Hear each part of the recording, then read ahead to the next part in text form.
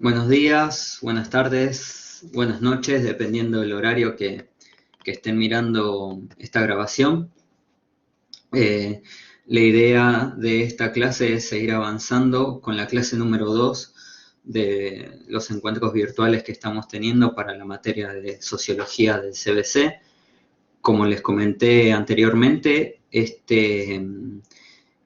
esta modalidad de dar la clase de manera grabada es de manera excepcional, ¿sí? La idea es que siempre tengamos los encuentros sincrónicos, pero como les dije, por un tema de fuerza mayor no puedo estar el lunes 12, por lo tanto decidí que de alguna manera para no atrasarnos y que puedan seguir avanzando con las clases es que les voy a dejar el material audiovisual grabado en el campus, ¿sí? Y después ustedes en los encuentros que tengamos sincrónicos pueden aprovechar para hacerme todas las preguntas que tengan, ya sean del texto que estamos viendo o de algún texto previo que hayamos visto en algún momento. Pero como les dije, la primera clase, insisto, vamos a tener una clase de repaso hacia el final de la materia, así que en ese sentido quédense tranquilos, ¿sí? Yo en lo personal siempre me siento un poco más cómodo dando clases sincrónicas por el simple hecho de que hay más interacción, más dinamismo, los puedo ver a ustedes y al mismo tiempo las clases sincrónicas tienen una ventaja que no tienen las clases grabadas, ¿sí? En la clase grabada yo puedo desarrollar el texto, pero si de repente ustedes no entendieron algo o necesitan que reformule porque fui muy rápido o por lo que sea, bueno, la clase grabada claramente no permite esa posibilidad.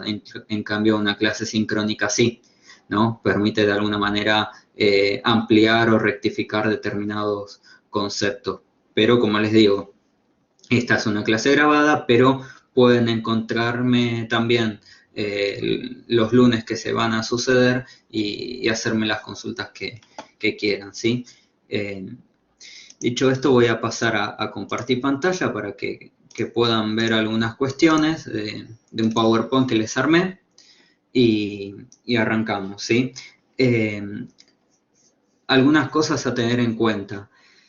Este texto, el de Berger y Luckmann, ¿sí? Que es el texto que ahora vamos a ver, tiene algunas características propias. La primera es que este texto es considerado un clásico de la sociología, no necesariamente por los autores, pero sí el libro en cuestión. ¿Sí? Es un libro que se lee permanentemente en todos los estudios ligados a la sociología, o sea, aquellos que siguen la carrera de sociología y que generalmente ya se suele dar desde el ciclo básico común, pero si no se da en el CBC, necesariamente se va a dar en la carrera. De hecho, si alguno de ustedes sigue sociología, les recomendaría que conserven el texto y el resumen que se hagan porque probablemente lo vayan a volver a ver en la carrera. Este es un texto que presenta cierto grado de complejidad, no necesariamente, no necesariamente por el contenido en sí, sino por algunos conceptos que se van a emplear y van a utilizar, que alguien que por ahí no está familiarizado con la sociología les puede resultar bastante dificultoso, ¿sí? Pero bueno, para eso justamente están estas clases, para tratar de desentrañar todos esos conceptos que nos pueden llegar a presentar alguna dificultad, ¿sí? Así que bueno, nosotros vamos a dedicarnos únicamente al capítulo 3, que es el capítulo que designó la cátedra para ustedes. Y también pueden encontrar bastante material audiovisual seguramente en distintas plataformas de internet e incluso en el campus, porque como les digo, es un texto que se da en varios lugares, ¿sí? Es un texto bastante difundido, ¿sí? Incluso bastante sencillo de conseguir, si lo buscan lo pueden encontrar, el libro. Así que cualquier cosa también me pueden ver a mí para hacerme las preguntas que quieran el próximo lunes. Tienen esta clase, pero también si ustedes buscan por internet, si es que necesitan todavía más refuerzo, pueden encontrar muy fácilmente un desarrollo sobre este libro. ¿sí? Bueno, dicho esto, vamos a pasar a la clase propiamente dicha en sí. Y para eso, lo primero que tenemos que tener en cuenta es, ya yo partiría de la base del título, ¿sí? La construcción social de la realidad, y aprovechando que ya vimos algunos textos previos a este que estamos viendo, como el de Marqués o el de Mill, yo les diría que en clave de los textos que vimos, tienen que entender la construcción social de la realidad, ¿sí? Es decir, la realidad social se construye socialmente, se estructura socialmente. Todo lo que hacemos, nuestros patrones de comportamiento, nuestra conducta, está de alguna manera moldeada, determinada por la sociedad en la que vivimos, ¿sí? Esta idea de que nada es natural, sino que todo de alguna manera es parte de un entramado social, ¿sí? Por eso los autores sostienen que existen tantas realidades como sociedades puedan existir, ¿sí? Entonces, teniendo en cuenta esto y teniendo en cuenta que hay distintas realidades respecto a las sociedades que existen, los autores van a decir que la sociedad es un conjunto de 3 dimensiones, ¿sí? Y estas dimensiones, la primera va a ser la externalización, ¿sí? La externalización entendida como la creación de un mundo social a través de la actividad humana, ¿sí? Todo lo que vamos haciendo, cómo nos vamos comportando, lo que vamos actuando, lo que vamos exteriorizando, ¿sí? Como parte de esa cultura, de ese entramado social en el que convivimos, es que vamos externalizando distintas cuestiones, ¿sí? En el ámbito social, ¿sí? Que se produce a través justamente de la actividad humana, ¿sí? El segundo concepto, la segunda dimensión para entender el conjunto de la sociedad es la de objetivación, ¿sí? Que es una palabra que quizás para ustedes les puede resultar un poco dificultosa, sobre todo al principio de la lectura, ¿no? Pero bueno, esto se los presento también para que vayan viendo las palabras clave, ¿sí? Lo que tienen que tener en cuenta, lo que tienen que desarrollar, lo que tienen que ir relacionando, ¿sí? A la hora de desarrollar el parcial o el trabajo final integrador, ¿sí? Que justamente la objetivación es el proceso en el cual la creación, esa creación social, eso que vamos externalizando, ¿sí? Es percibida por los sujetos como algo autónomo y separado de la misma, ¿sí? Es decir, eh, todo lo que vamos creando, lo que vamos ejecutando, de alguna manera al mismo tiempo está separado, ¿sí? De nosotros o del sujeto, precisamente porque es preexistente al mismo, es preexistente al individuo, ya existe de manera previa en la sociedad. Por eso es algo autónomo y separado de la misma, porque es anterior al individuo también, ¿no? Entonces, nosotros lo operacionalizamos, ¿sí? Vamos externalizando acciones, esas acciones también las vamos objetivando, ¿sí? Pero al mismo tiempo lo vamos percibiendo como algo autónomo y separado de la misma, ¿sí? Porque es previo al individuo, ¿sí? Ya existe con la sociedad. Y finalmente la internalización, que es el proceso por el cual el individuo comienza, ¿sí? A insertarse socialmente, ¿sí? Se comienza a incorporar como miembro activo de una sociedad determinada. Y para que quede más claro, ¿sí? Ahora que tengo los 3 conceptos, primero los autores van a decir que la sociedad se desarrolla en la interacción de estas 3 dialécticas, ¿sí? Es otra palabra clave, la dialéctica de la sociedad, ¿sí? Cada sociedad va a tener su externalización, su objetivación y su internalización, ¿sí? Dependiendo de qué sociedad estemos viviendo. Y se va a transferir en una determinada dialéctica intersubjetiva. Ya vamos a ir viendo qué significa todo esto, pero para que lo tengan en cuenta, dicho en otros términos, cada uno de nosotros hemos nacido en una sociedad determinada y se nos fueron inyectando o implantando, por decirlo de alguna manera, distintos estímulos, distintos patrones de comportamiento que hicieron que a lo largo de los años logremos insertarnos en esa sociedad determinada, ¿sí? Es decir, no nacemos como parte de una sociedad en sí per se, sino que nos van incorporando a esa sociedad a través de distintos patrones de conducta, estímulos, externalizaciones, es decir, lo que el sujeto va externalizando, va objetivando y que nos va aplicando a nosotros como individuos, y cuando a lo largo del tiempo vamos internalizando esas acciones que nos externalizaron, ¿sí? Nos vamos tímidamente incorporando a la sociedad. Si todavía les parece muy abstracto, tengan paciencia que ahora lo vamos a ir viendo un poco más en detalle, ¿sí? Esta es la parte más teórica, conceptual, ¿sí? Pero ya lo vamos a ir viendo, ¿sí? Entonces, como les dije, participar en una sociedad es participar de esa dialéctica de externalización, de objetivación y de internalización, ¿sí? Permanentemente, desde la niñez, desde la infancia, vamos atravesando por esta dialéctica, ¿sí? Y bueno, como les dije, y esto lo dicen los autores, el individuo es inducido a participar de esa dialéctica que le toca vivir, es decir, el individuo no elige en qué sociedad nacer, ¿sí? Es inducido a participar de esa sociedad, ¿sí? Va comprendiendo el mundo en el que vive, y ese mundo se vuelve propio, ¿sí? Como les digo, a lo largo de los años, desde que una persona es un bebé y después va cumpliendo sus primeros años de vida, va comprendiendo un determinado mundo, ¿sí? Va comprendiendo un lenguaje con el cual comunicarse y relacionarse y hacer propio ese mundo, un lenguaje por el cual externalizar, objetivar e internalizar, ¿sí? Piensen que un bebé cuando nace comienza a emitir sonidos, algunas palabras, pero a lo largo de los años va desarrollando un lenguaje que se le impone, ¿sí? No lo decide, se le es impuesto, ¿sí? Así como se le impone un lenguaje, se le impone también determinadas conductas, patrones que, como habíamos visto, son sociales, no son naturales, y se va moldando a ese mundo que al final del día lo termina operacionalizando como propio, ¿sí? Entonces, para entenderlo un poco mejor, en términos sociológicos, ¿sí?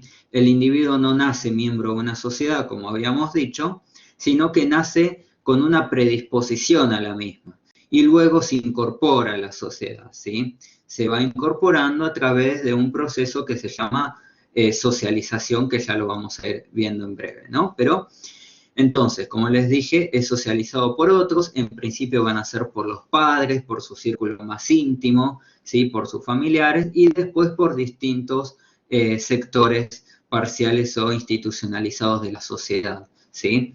Entonces, a través de esas infecciones, que ahora vamos a ver cuál es la palabra correcta, ¿sí? A través de esos estímulos que se le va incorporando a los individuos, ¿sí? A este individuo lo van socializando en esa sociedad determinada, ¿sí? Y se va transformando en un ser social en contacto con otros, ¿sí? En un ser social en contacto con otros que en principio van a ser los familiares, ¿sí? Los padres, y que después va a traspasar la frontera del círculo del hogar, del círculo familiar, para tener un contacto justamente con otros actores, con otros sujetos, ¿sí? Por eso los autores dicen que ese ser social transformado tiene que ser pensado en categoría de intersubjetivación, ¿sí?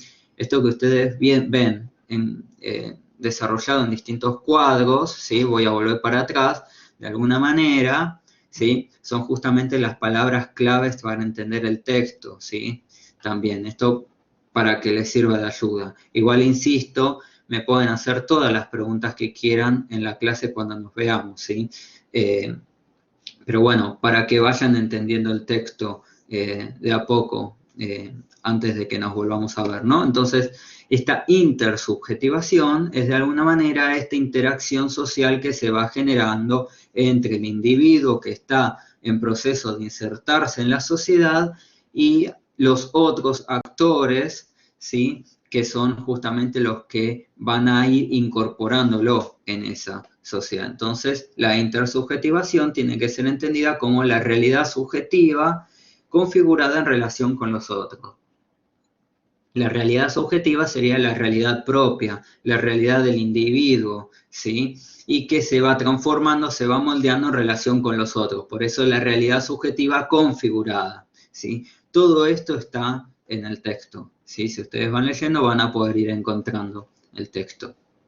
Entonces, ¿cómo se incorpora un sujeto a la sociedad? Porque acá estuvimos viendo, vuelvo para atrás, estuvimos viendo de alguna manera la dialéctica por la que un individuo participa en la sociedad y al mismo tiempo vimos que a través de un proceso de intersubjetivación y un individuo que nace predispuesto a una sociedad determinada tiene que finalmente insertarse en esa sociedad que le toca, que le es impuesta, ¿sí? Entonces, ¿cómo se incorpora ese sujeto a la sociedad? Bueno, de alguna manera ya lo habíamos mencionado muy tímidamente, que es a través de un proceso de socialización, ¿sí? Otra palabra clave del texto.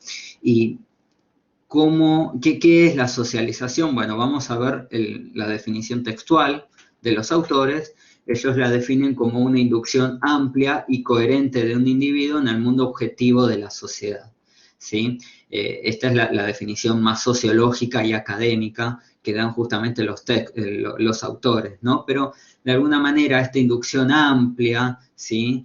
Tiene que ver con un proceso de aprendizaje, un proceso de socialización primario y secundario que ya vamos a ir viendo en breve, ¿no? Pero tiene que ver con eso, ¿sí? Esa inducción amplia, esa socialización primaria y secundaria, que debe mantener una cierta coherencia, ¿sí? En el mundo objetivo de la sociedad. Objetivo porque, como les dije, como vimos también, está por fuera del individuo, ¿sí? El individuo es parte de la sociedad, pero al mismo tiempo estas interacciones son externas al individuo, ¿sí? Entonces, la socialización, dicen los autores, y esto es quizás el eje central, la clave para entender el texto, o a título personal quizás la columna vertebral que va marcando el texto, tiene que ver con esto, ¿no? Una socialización primaria y una socialización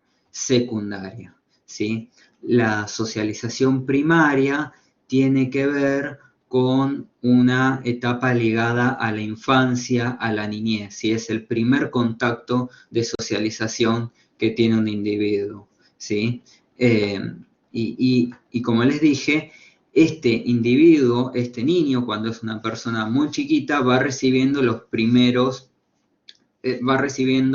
de sus significantes distintos patrones de comportamiento, distintas externalizaciones que van moldeando su proceso de incorporación a la sociedad, ¿sí? Por eso la palabra clave acá es significantes, dicen los autores, ¿sí?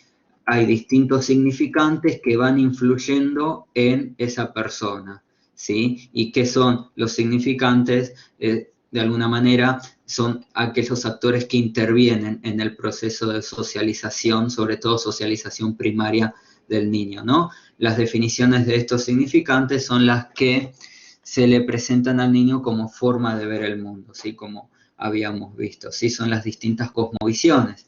Y recuerden que esto no es universal, ¿sí? Depende de la sociedad en la que cada uno le toque nacer, en esa predisposición a la sociedad, ¿sí? Ahora vamos en breve a desarrollar un poco más este concepto de socialización primaria, ¿sí? Y hay una socialización secundaria que también la vamos a desarrollar, acá la estamos presentando, donde de alguna manera se establece una etapa secundaria, valga la redundancia, o superadora al proceso de socialización primaria. Es decir, cuando termina la socialización primaria, que ya vamos a ver qué tiene que pasar para que eso ocurra, se inicia la socialización secundaria, ¿sí? Que es cualquier proceso posterior del individuo ya socializado, ya inserto en la sociedad, a nuevos sectores que ya no son del ámbito familiar, ¿sí? Generalmente la socialización primaria está más ligado a atributos afectivos, determinadas cuestiones elementales para ir insertándose en la sociedad, pero sobre todo en un ámbito siempre familiar, madre, padre, hermanos, abuela, tío, tía, ¿sí? Cuando ya nos salimos de ese ámbito familiar, generalmente el proceso de quiebre se produce cuando se ingresa a la escuela, ¿no? Empezamos una etapa de socialización secundaria que vamos a ver para los autores perdura toda la vida, ¿sí? Entonces, la socialización primaria influye en cargas no solo cognitivas, sino emocionales, como habíamos dicho, ¿no?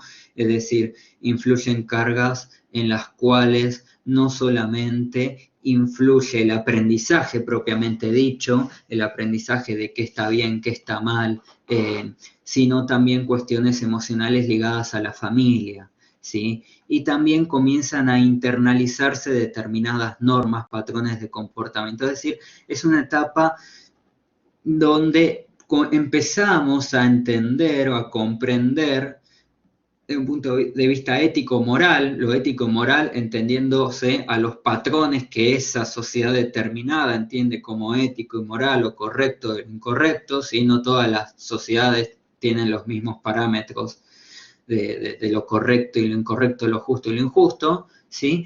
Pero en función a esa sociedad determinada, los significantes, ¿sí? los que intervienen, los intervinentes en ese proceso de socialización del individuo, ¿sí? Van generando las condiciones necesarias para que el individuo termina aprendiendo, y aprendiendo con H, ¿sí? Esas determinadas normas, que en un inicio comienzan desde unas normas básicas que tienen lugar en el hogar, ¿sí? Pero que finalmente en una etapa de socialización secundaria esas normas se van a trasladar a las normas de convivencia de una sociedad moderna, ¿sí? Desde las cuestiones ligadas a lo laboral, a las normas de tránsito y al plexo normativo del Estado, ¿sí?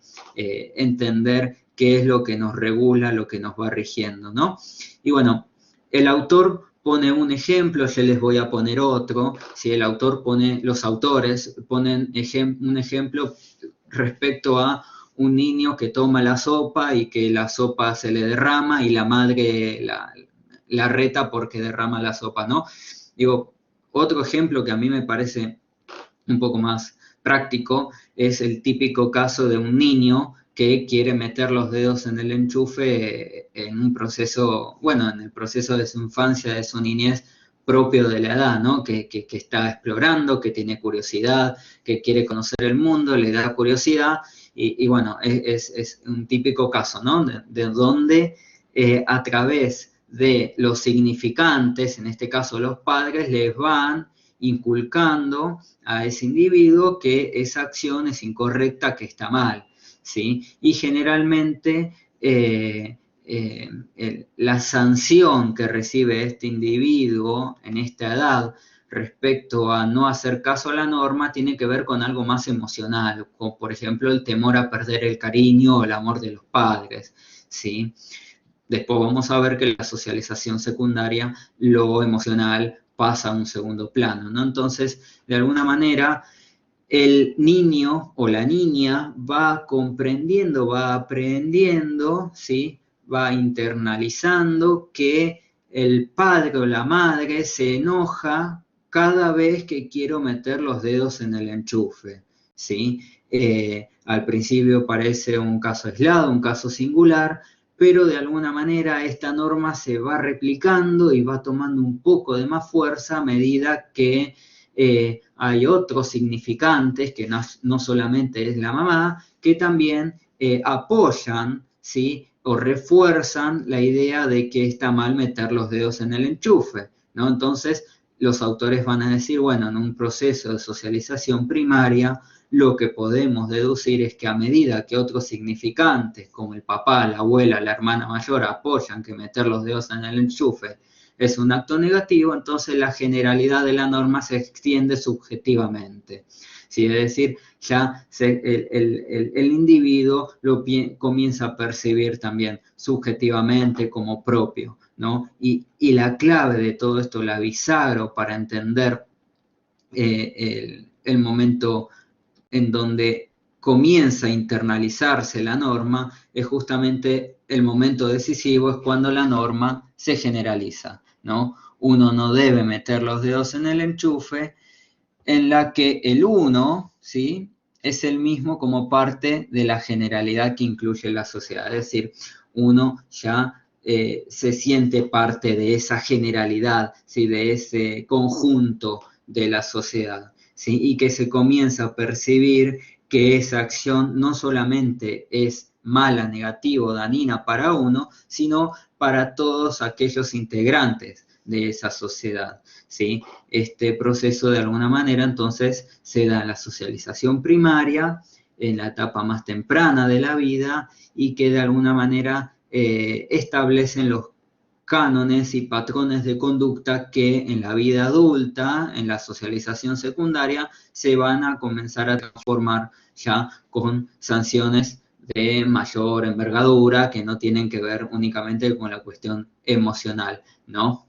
Pero ya lo vamos a ir viendo. Entonces, ¿cuándo finaliza la socialización primaria? ¿Que hay una edad, hay una etapa, hay un momento? Que ¿cómo me doy cuenta que finalizó esa socialización primaria? Bueno, los autores van a decir que la clave para entender cuándo finaliza la socialización primaria es cuando se incorpora, ¿sí? Cuando el sujeto ha incorporado, internalizado, ¿sí? Lo que los autores denominan el otro generalizado, ¿sí? Es decir, cuando va internalizando los distintos roles, ¿sí? El lugar que ocupa cada uno de los integrantes de la familia, ¿sí? Y al mismo tiempo, no solamente los integrantes de la familia, mamá, papá, los abuelos, la hermana o el hermano mayor, sino también comienzan tímidamente ya a introducirse otros sectores parciales o institucionales de la sociedad, ¿sí? Es decir, se comienza a introducir algunos actores que ya traspasan el círculo íntimo del hogar, que ya traspasan la vida familiar y que comienzan a introducirse distintos actores como la escuela. Sí, la escuela es clave. A partir del inicio de la escuela generalmente es cuando se rompe ya ese proceso de socialización primaria, donde empezamos a ver distintos roles entre pares, es decir, entre compañeros, ¿sí? Y la distinta subjetividad de cada uno de los compañeros, pero principalmente del maestro o la maestra, ¿sí? Comenzamos a percibir, ¿sí? El rol que ocupa este actor frente a nosotros, ¿sí? Y que ya de alguna manera comienza a producirse un proceso de aprendizaje donde ya la importancia pasa también por el conocimiento, ¿sí? Y no únicamente con las cuestiones más emocionales, vuelvo para atrás, ¿sí? No solamente con las cuestiones emocionales, sino que ya tímidamente comienza a tener cierta preponderancia el conocimiento cognitivo, ¿sí? Otra de las instituciones para tener en cuenta o para percibir cuando ese sujeto comienza a finalizar su proceso de socialización primaria es, por ejemplo, en un club deportivo, ¿sí? O, por ejemplo, en un estudio de danza o de baile, que es más o menos cuando los niños a partir de los 6, 7, 8 años comienzan a interactuar en otras instituciones, ya sean parciales o institucionales de la sociedad, donde cada uno ocupa un rol determinado, ¿sí? Ese otro generalizado, ¿sí? Va a tener un rol específico, ¿no? En función de si es un maestro de clase, un profesor de un club deportivo o profesor o profesora de danza, ¿sí? Y donde se van ejecutando distintas acciones, ¿no? A partir de este momento es que puede darse por finalizado el proceso de socialización primaria. Y ahora bien, ¿qué pasa con el proceso de socialización secundaria?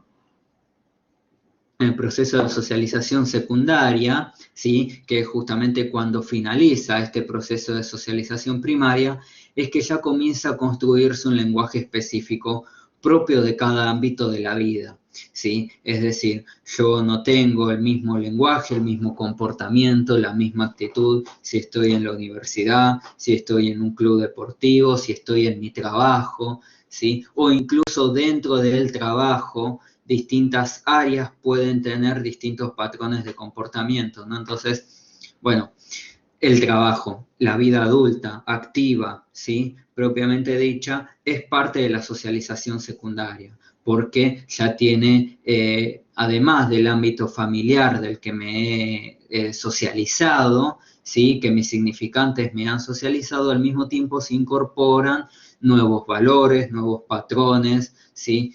Nuevos significantes también, de alguna manera, que interactúan entre nosotros, y los distintos roles, ¿sí? El rol de un gerente, el rol de un empleado, ¿sí? El rol del presidente de una determinada empresa, ¿sí?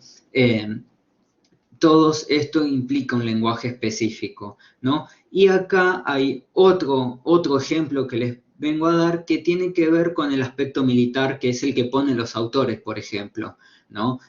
Los autores hablan de que incluso en un proceso de socialización secundaria, el soldado de infantería tendría un comportamiento, un lenguaje específico, muy distinto al soldado de caballería, ¿sí? Que es el que está dedicado al empleo de los tanques y demás, y no el que está en tierra.